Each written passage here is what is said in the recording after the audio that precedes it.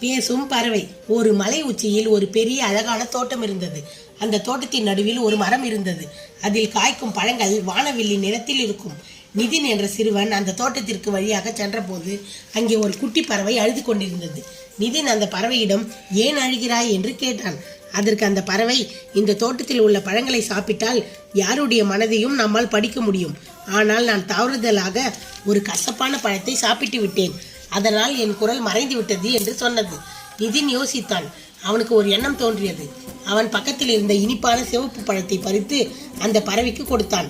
இந்த கனியை சாப்பிட்டால் உன் குரல் திரும்ப வரும்.